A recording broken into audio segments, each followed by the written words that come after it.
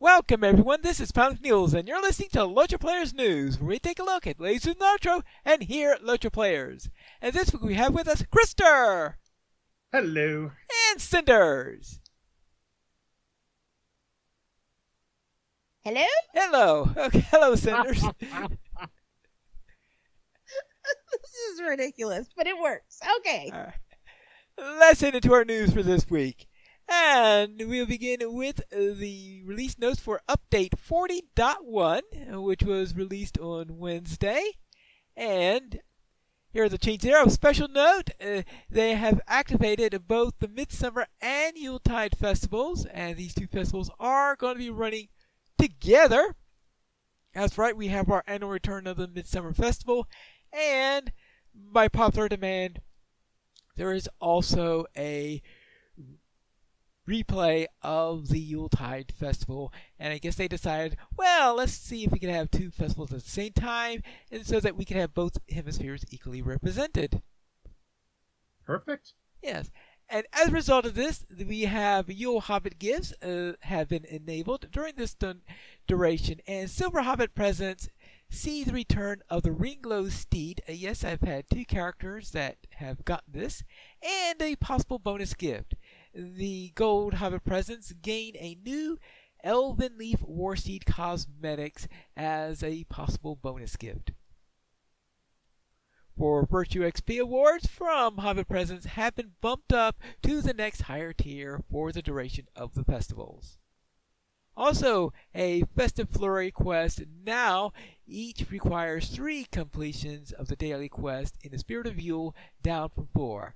Thus, completing a Fortune of Festival Spirit will now require a total of 12 days of participation in the Yule Festival, down from 16. So now we could sing the 12 Days of Yule. Oh, clever. Is that? I wonder if that was intentional. On the first day of you. Oh, wait. Deja vu. Yes. Didn't we do that last year or something? Yes. I Deja sang vu. the entire thing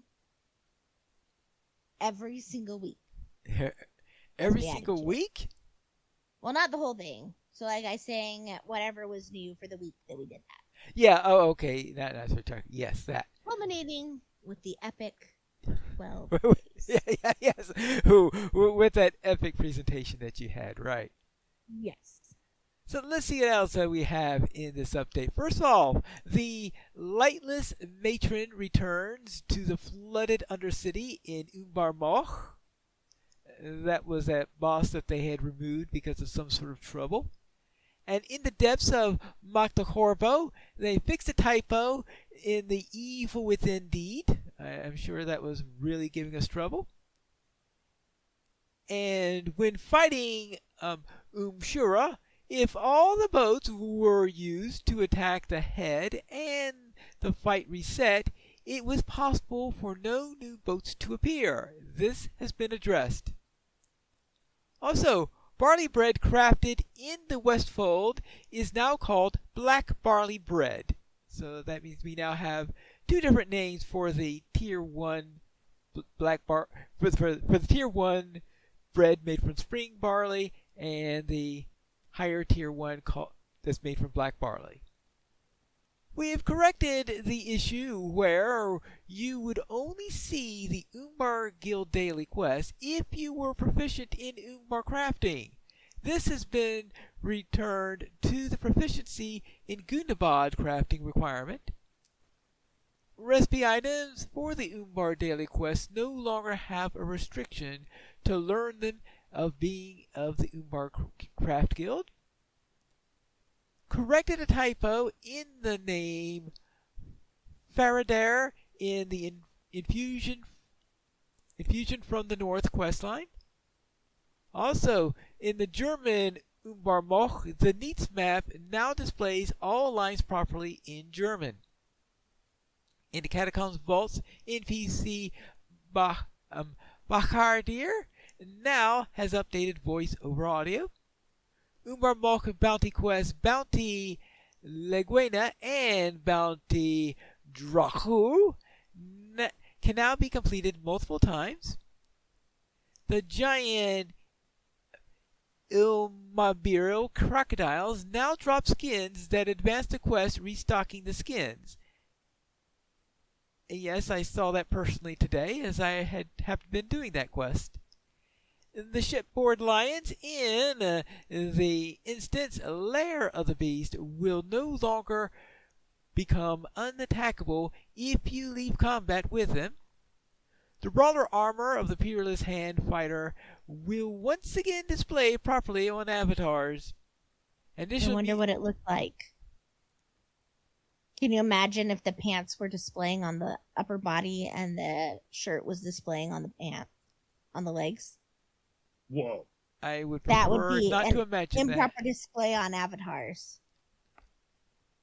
Sorry. My favorite glitch was helmet, where you put the helmet on and then the helmet appeared, I think, to the left side of your head about a foot and a half away, floating in the air, and you were bald. And so that was great too, because anybody who wore it was bald. And so, of course, we had a field day at the Kid House one day. Everybody had to try that helmet on. But that was fun. It's fun when you find something. In fact, I probably got a screenshot of it somewhere. I'll see if I can find it. Yes, that was part of your Ichabod Crane outfit. That's right. Additional music has been added to the catacombs of Umbar, and some tweaks have been made to the ambient. The additional music has been added to Umbar Moch themes and Umbar Mar combat themes music boxes. Several quests in the temple area did not provide reputation. This has been updated. Those who completed these quests from now on will gain the appropriate reputation. That's helpful. Right. Guardian, max morale granted by Umbari armor of the Protector's set bonus is no longer momentarily removed due to max fortifications refreshing. When you are at max fortifications, shield skills will no longer erroneously reapply the existing T5 effect, and you will not lose the temporary morale. Unfortunately, you can still momentarily lose morale when tiering up fortifications from Tier 1 to Tier 5. The whimsical movement style now has its proper footstep sounds. It's the sound of skipping. Oh, it is? Oh, you checked that? No, I did not check that, but I can't imagine what other proper footstep sounds it would have for skipping movement. Well, I guess you get a point there. I did not have a opportunity to test that yet. I was kind of hoping it'd be like that tiptoe thing you saw in the cartoons with the xylophones. I've had a lot of caffeine. More like dink, dink, dink. No, but it was really quick. You know, like they're sneaking. Well, I know. But for it to be proper to match the movement, it would have to be like dink, dink, dink. Because it's a skipping movement. Well, okay, fine. All right. Legendary servers. The Inn of the Forsaken complete the Perfect Fellowship deed will now function properly for legendary worlds at level cap 50 through 65. And I can only think that they must be planning to put up a new legendary server soon, because there are currently no legendary servers that have a level cap of 50 through 65. Spoiler alert, I guess. So, yes, they have fixed this thing for some strange reason of something that doesn't currently exist, but nothing can just be here. yeah. But okay, that could be the first harbinger of them getting ready to put up a new legendary server. We'll find out, I guess, soon enough if and when that happens. Monster skills: Fateful Scream, Fear of Shadows, Acidic Susceptibility, Breach Defenses, and Whales of Battle now all properly debuff the player. And the daily and weekly quests for the Umbar Craft Guilds are now functioning as designed. This fix will cause the quest to remove themselves from your quest journal when the update goes live. If you're entering the Umbar Craft Hall for the first time, you will be able to complete the daily quest twice in one day. Thereafter, the quest can be completed only once per day. And that is it for the changes in Update 40.1. Not too bad. Not too bad. All right. And as I said earlier, we do have the return of the Midsummer and the Yule festivals. So you could either go and attend a wedding, or you could go and watch, I guess, drunken hobbits. Well, I think we all know where I'm going. Yes. Also, what's nice about that, if you think about it, favorite hobbit. Yeah. Yeah, if you go to the Yule festival, that's like air conditioning. Summertime. You go to the Yule festival, chill out. Probably a nice break. Go back and forth between the festivals. Bounce back and forth. Where it's warm or where it's cool. I like that idea. All right.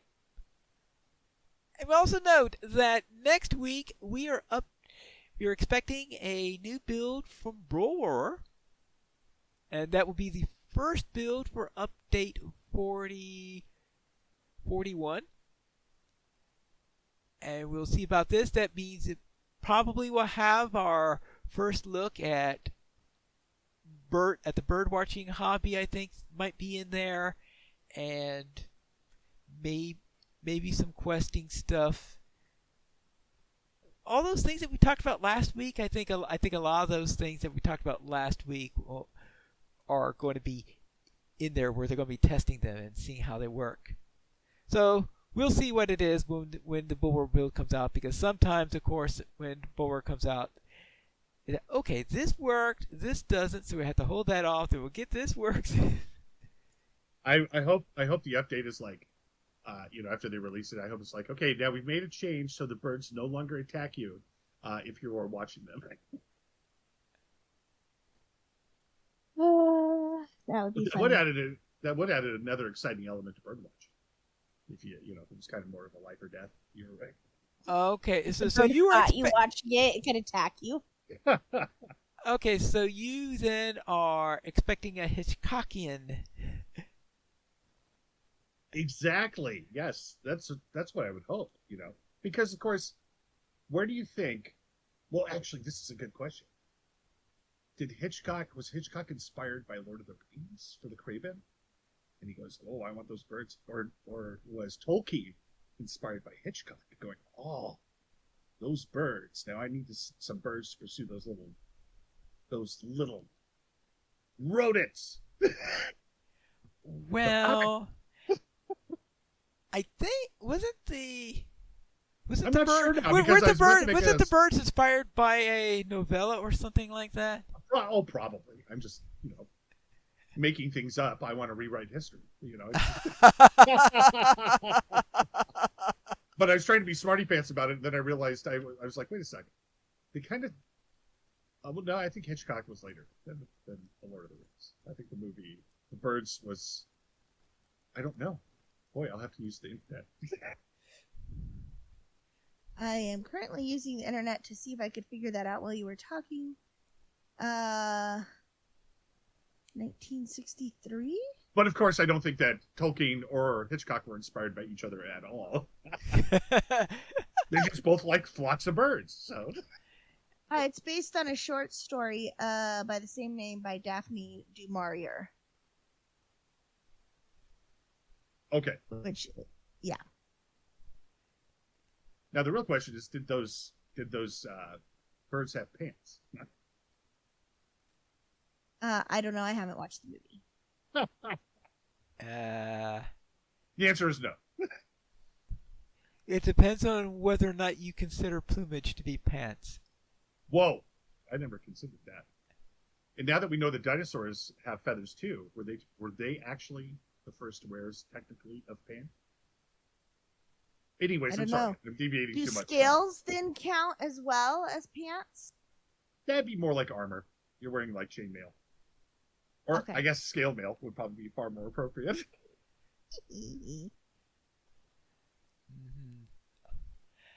Let's then go into our sales for this week. Cinders, what's on sale? Just a second. I'm writing down ideas here. Okay. Uh-oh. On sale this week. The summer sales have arrived, so you get some extra special sales through July 11th. So this week you can get 35% off Before the Shadow from the LOTRO store, 50% off Fate of Gundabad from the LOTRO store, and 75% off Brawler through the 13th of June. You can also accelerate your adventure and get 25% off of Sans' favorite things. Gift of the Valar, Blessing of the Valar, Aria of the Valar level boost to 105, Valar level boost to 120, Valar level boost to 130, as well as Mithril coins through the 13th of June. And finally, the coupon everybody has been waiting for, free Landscape Soldier tokens with coupon code SOLDIERON, SOLDIERON, through June 13th. No spaces. Soldier on. All right. I have only used those landscape tokens as amusements. I've never practically used them. Have you guys? I have on a couple of amusements. Okay. Yeah, I have used them on a couple of occasions, especially back in the days when things were a little bit tougher on there, and I had some quests in Dunland where it was useful because you had to fight a signature or an elite mob that was a little bit tougher than usual. So I would often use the soldier in places like that, especially in the Dunbog. There were a couple places where the soldier came in handy.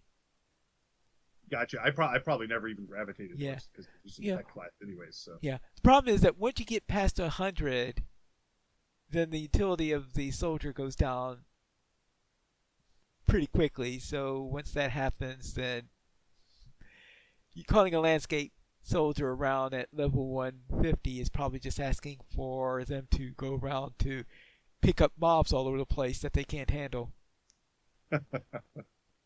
bring me my tea. Right.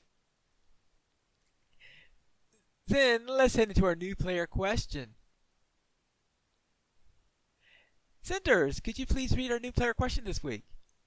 Yes. So I'm going to actually start with a more generalized question and then get into some specifics here.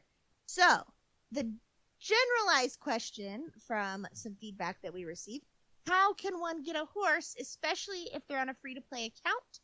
And specifically, how do you get the little extra steed?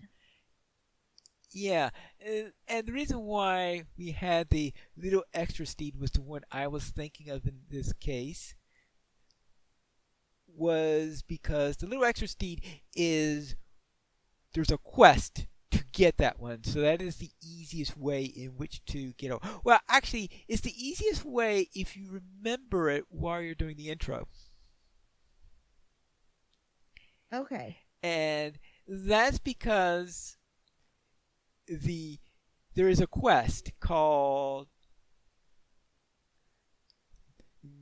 something a little extra part 2, and that particular quest is given out by inside the intro areas. That means in the hunting lodge where you go into in order to talk to John Brandenbrook, I believe is his name. So you talk to John Brandenbrook, the young Brandenbrook, and he has this quest too. So when you talk to him, he also has this quest called Little Extra Something Part 2. Part 1 is a one-time per server quest in there that gives you 10 free LOTRO points, I think, or something like that. And part two of it used to be to get, I think, some sort of horn to stun your opponent, and it disappears at level 8 or something like that. So. Oh boy, yeah, I remember what you're talking about. Yeah, so that's what that quest used to give you when you did part 2 of it, and I think they charged you 10 LOTRO points for doing that quest. So that's why you usually only did part 2. I think the first time you were on the server. It might even be that they only allowed you to do part 2 once on the server, along with part 1. I can't remember which it was on there, but they changed it so that now every character can do the quest. and that what it gives you is the riding skill plus a steed called the little extra steed. So therefore, you can now pick it up when you go through the intro of this. And yes, you can ride your steeds inside of the intro now, because back before the shadow, it was impossible to ride a steed. Back in the old days. Yeah. Back in the old days, you broke your back to save up enough gold to get a steed. Well, yeah, major event. And once you got to level 30, then they gave you a quest that you had to do and go through on this obstacle course in order to survive it. That's when I learned that I wasn't good at that obstacle course.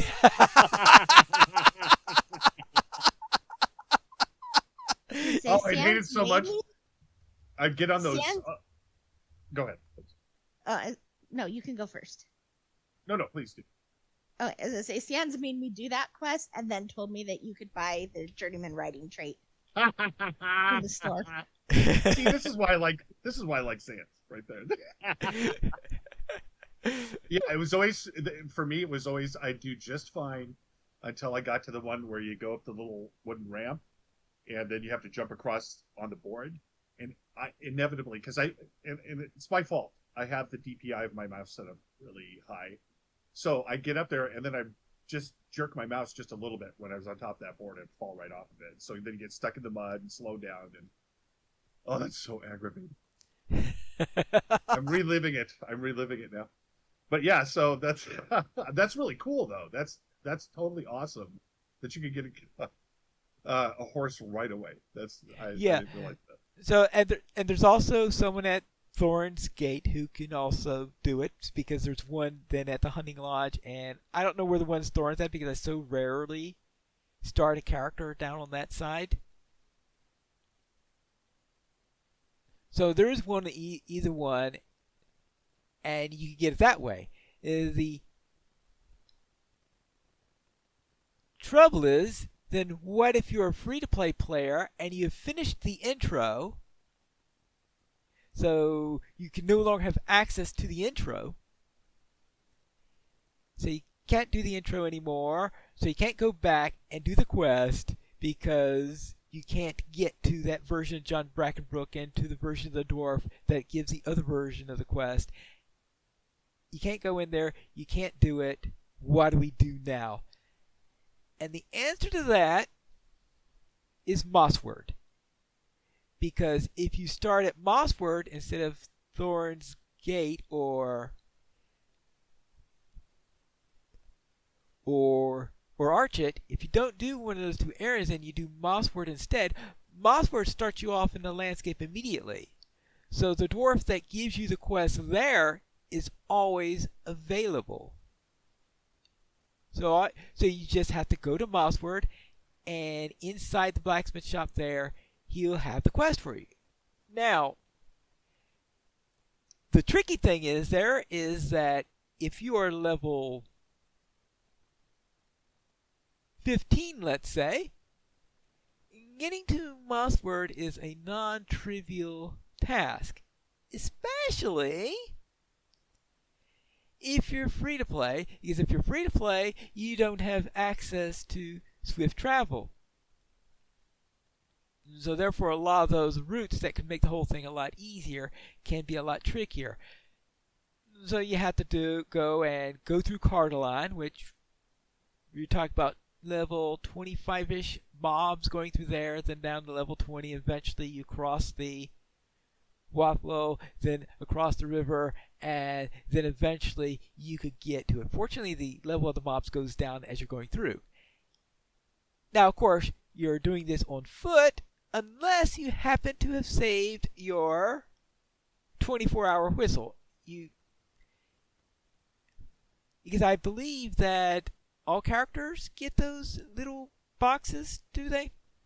I thought they did. Yeah. Yeah, I think that one of the reasons for all those little boxes is to be incentive for free-to-play players. That these are the nice perks they get. So one of the things they have is this whistle that allows you to ride a horse for 24 hours. And I think they're saying, oh, if you're so used to riding by now, then maybe you'll buy the riding trait. That's what I'm assuming that those little Yeah. freebies are for, is for a purpose like that. So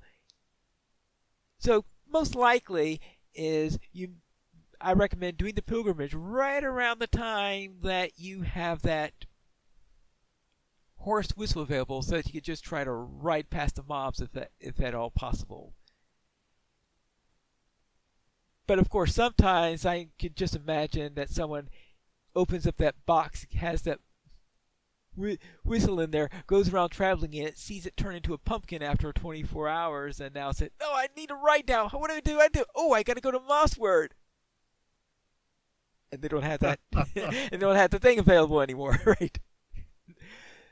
So yes, it is a bit of a trek in order to get to Mossward, because that means going through Androth, and Androth is the basic area of Androth is in southern Britain there, where you have the old Androth, where mobs are about level 15, I think. Then after old Androth is the new Androth area. In the new Androth, you have all these brigands that are about level 25 to 28-ish. I can't remember their exact level in there. Then you go down the road, probably tagging a stable master in Androth before you continue along your way. Get to Hernet, tag a stable master there. Then go down the road to there, and that brings you through Tharbad. Good luck getting through Tharbad.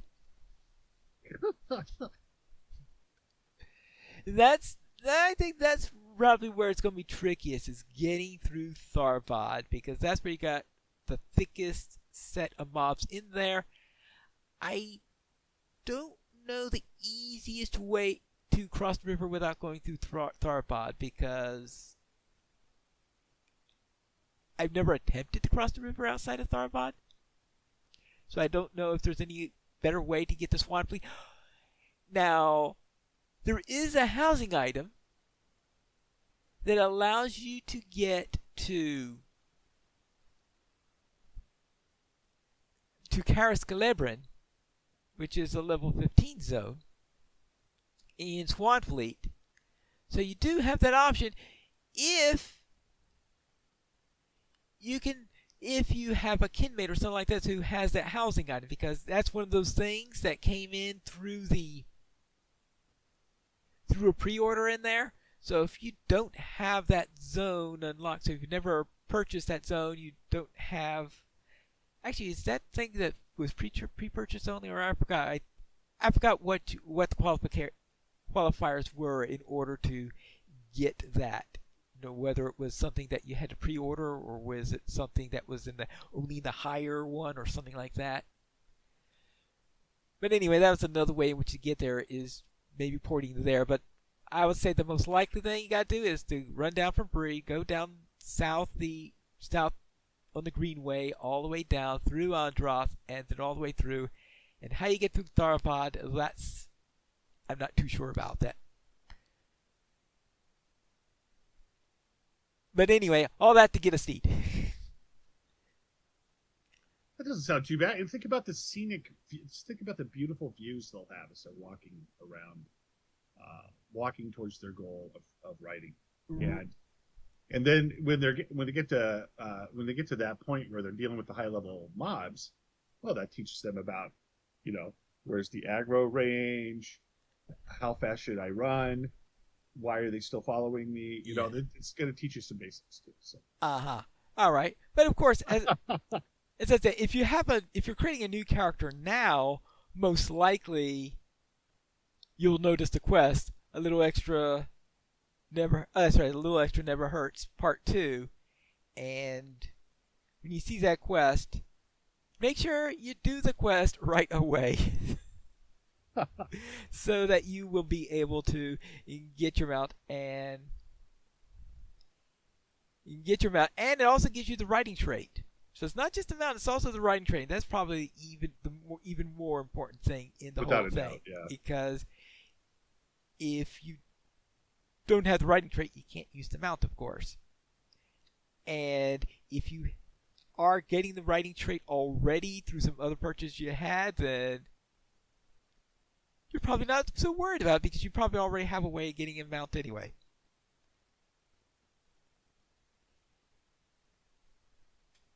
And does that answer the question, Cinders? I do believe it does. Okay. And anyway, that's how you get a horse.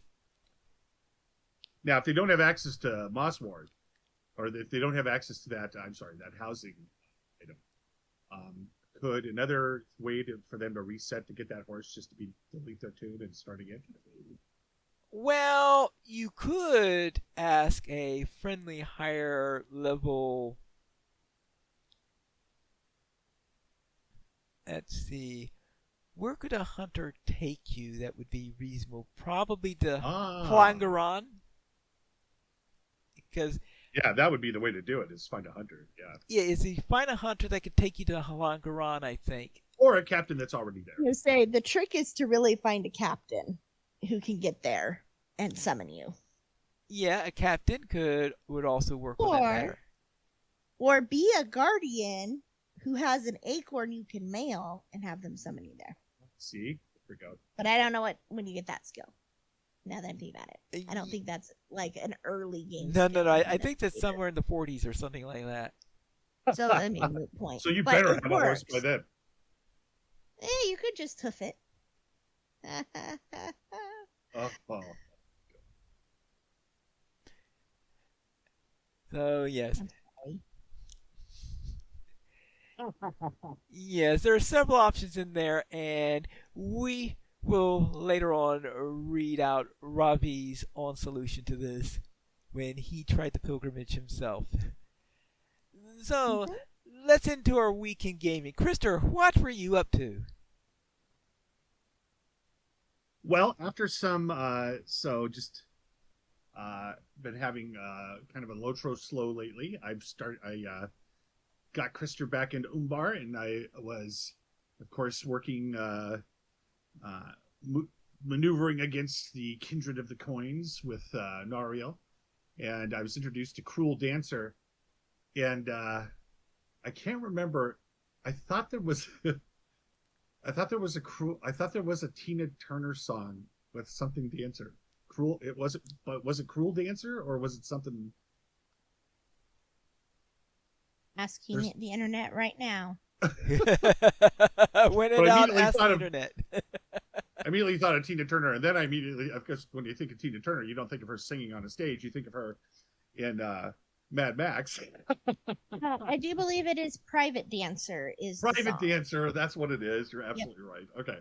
All right, so Cruel Dancer wasn't. I guess that Cruel Dancer, as opposed to Private Dancer, would probably change the context of that song entirely. So, but anyways, I'm looking forward to continuing my quest in the city, because I'm looking forward to getting underground.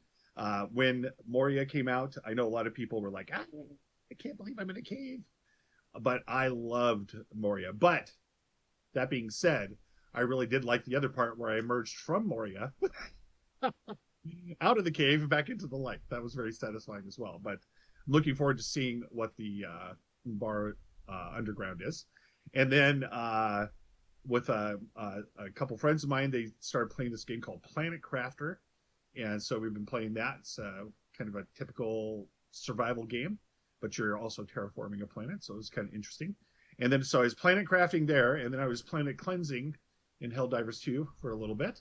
And that was my week, kind of light, but I'm coming up on vacation and looking to get some good old hardcore LOTRO gaming in. Cinders, what were you up to? So I downloaded and started a new world on Dinkum. And then I had my new computer arrive, and so I got that set up, which is where I'm podcasting from now. And then I really spent the rest of my week nursing a sunburn instead of gaming. Was the sunburn given to you by your new machine because it's so powerful? No, the sunburn was given to me by spending multiple days out in the sunshine with sunblock. I did wear sunblock. But still got burnt.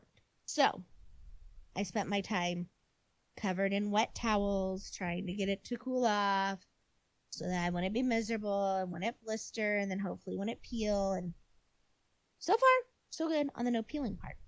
Finally, how was your week?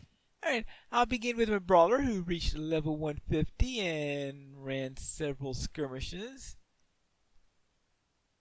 And my warden and mariner, they continued helping the kindred of the coin in their little adventures. And my lore master spent a little time in Isengard. And that was my week in LOTRO.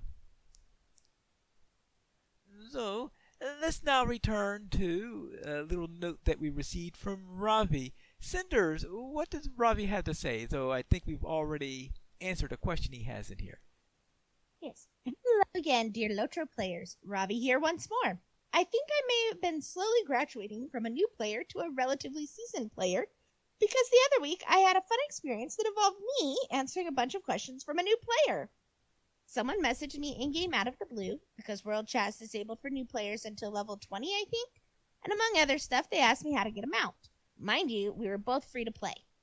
That was what caused the adventure, because it turned out that they did the little extra quest part 1 and bought the little 10-point quest, but never cashed it in the intro. And by the time we talked, they were out in the open world. So with a quick check, I confirmed that our way now led to Mossward, where the dwarf will grant the starter horse even to free-to-play folks. But the problem with Mossward is that it doesn't have swift travel for free-to-play people.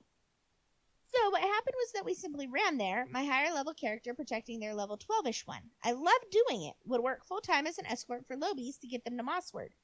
The best social time I've had in the game so far. So, courtesy of this experience, a new player question. How can one get a horse, especially on a free-to-play account? And especially nowadays, since a lot of things changed even within the last couple years. Myself, back when I started, I honestly saved the 95 LOTRO points to buy riding traits from the store. Was in the process of saving up silver to buy a horse when the 15th anniversary dropped me a free one. I understand things are easier these days, so what's the best way of action? E.g., if you sadly miss your chance in the intro area, the only option hauling it to Mossward on foot with or without the kindness of strangers? Thanks again for the good podcast, Ravi, the Eater. As far as I know, that the only one outside of the intro where you can get that is in I'm assuming that if you didn't want to pay either for journeyman riding, apprentice riding, or 95 LOTRO points in order to get the riding trait. Now, getting a horse itself, it is possible to buy a mount at Henstaker Farms, but of course you still need the riding trait. And I figure that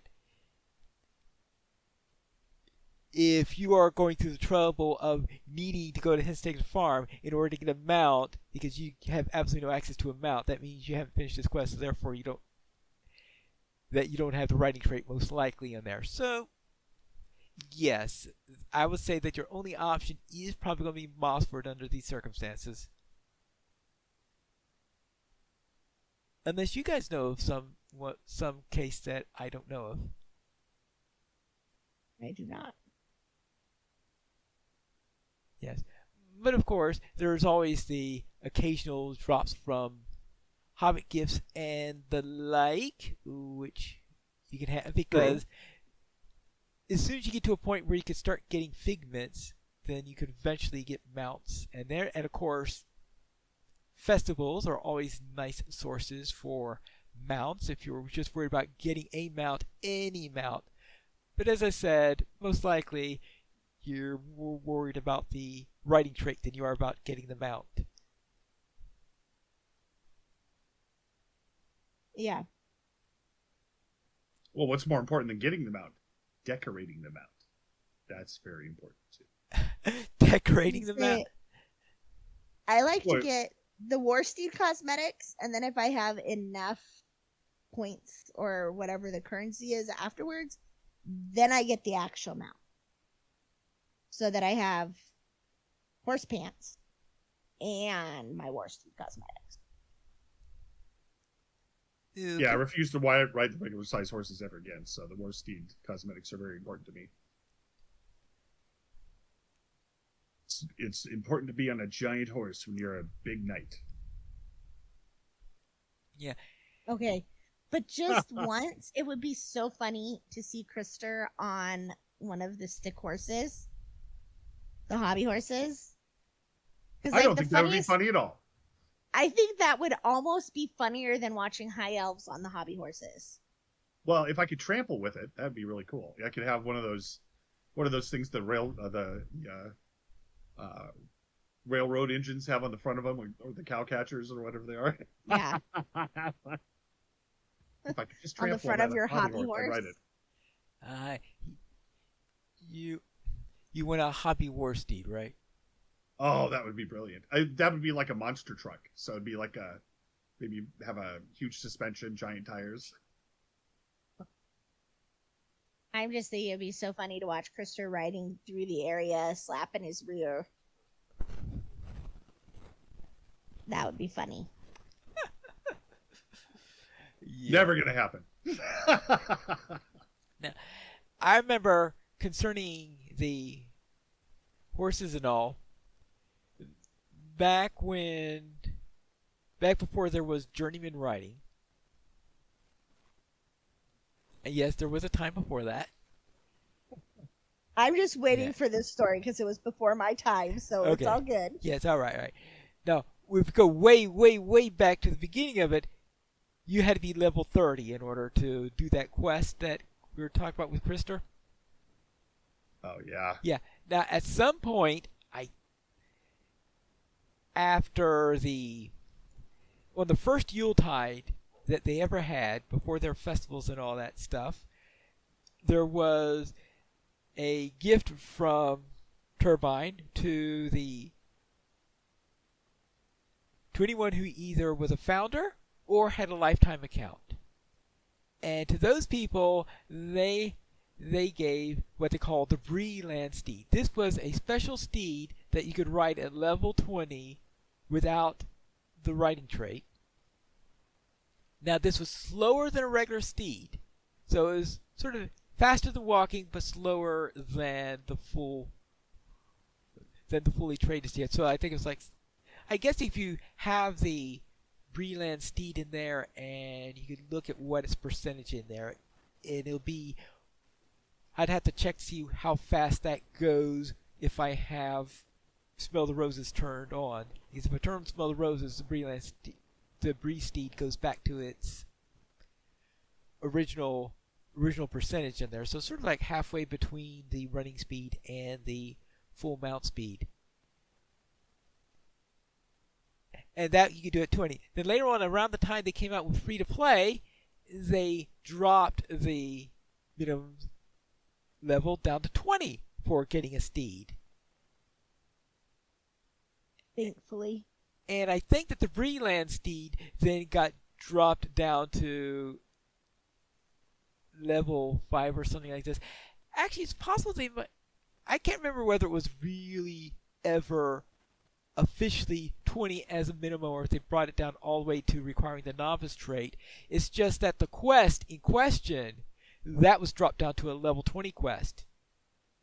So what happened is that whenever I had a new character and I didn't feel like spending 95 turbine points or LOTRO points, whatever they call during that time period, in order to get my writing trait in there, what I did then is that when I reached level 16, that's when I finally opened up my horse. So I ran until I got to level 16. Then at level 16, I used the horse whistle. And I generally used the horse whistle on a weekend where I was expecting to play a lot of LOTRO that one, because that's when I would get to level 16 to level 20. So I reached level 20 with a couple hours left on this 24-hour turn into a pumpkin horse that you got from the whistle. Then I would ride over to Hengstacer Farm, do the quest, and then get it traded. Yeah, so I did learn how to run that obstacle course successfully so that I will be able to do that on my characters.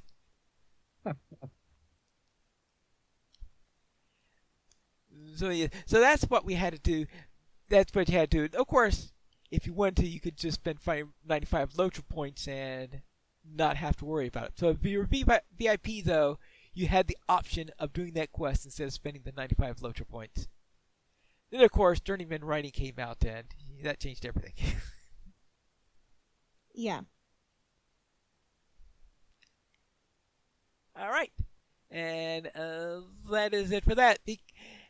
If you would like to send us an email, you could send it to podcast@LOTROplayers.com. The Players Alliance has 2 shows. On Saturdays at 8:30 p.m. Eastern Time, we record LOTRO Players News, and we record DDO Players News when Drac is available. You guys choose her shows at LOTROplayers.com/live. And that's all for tonight. And this is Pilot Needles reminding you to skirmish responsibly.